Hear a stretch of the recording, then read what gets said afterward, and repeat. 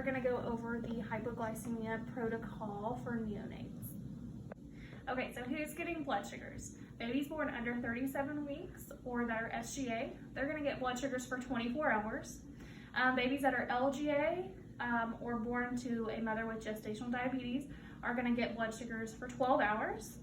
And then you also want to check blood sugars on babies that are symptomatic. So babies who are jittery or lethargic, you need to do sugars on them. So when are we checking blood sugars on babies? The babies who we are checking blood sugars on need to have their blood sugars checked before they eat. So we're going to be doing pre-feed blood sugars. Our first initial blood sugar right after delivery can be a post-feed. That is acceptable. However, all other blood sugars are going to be pre-feed. All right, so your last 3 pre-feeds have to be over 45. So you have to have 3 good ones in a row. So if you're going in, you do your last blood sugar and it's 44, you have to start over on your 3 pre-feeds. So glucose gel is a treatment for low blood sugars. So that it is already in your order set in your MAR, so you don't have to order it. So we give that to babies that are 36 weeks or older. It is weight-based.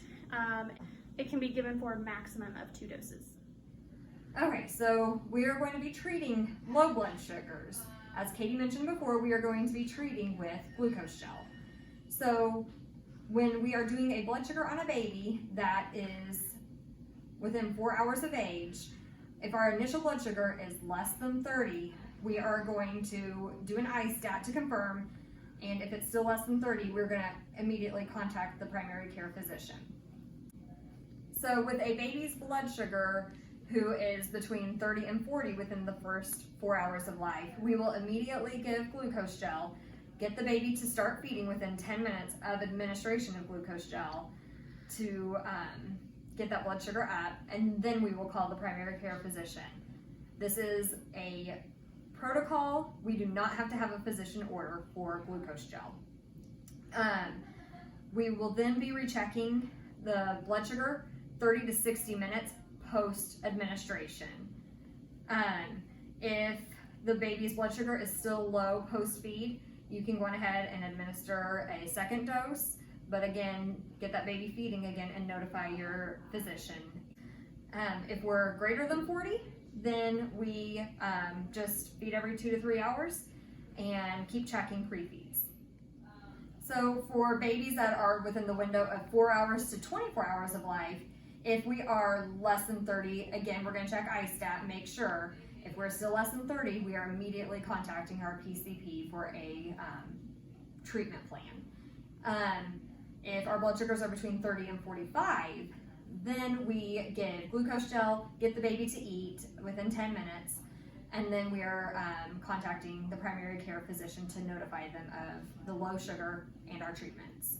Then we are going to check the post-feed 30 to 60 minutes after administration.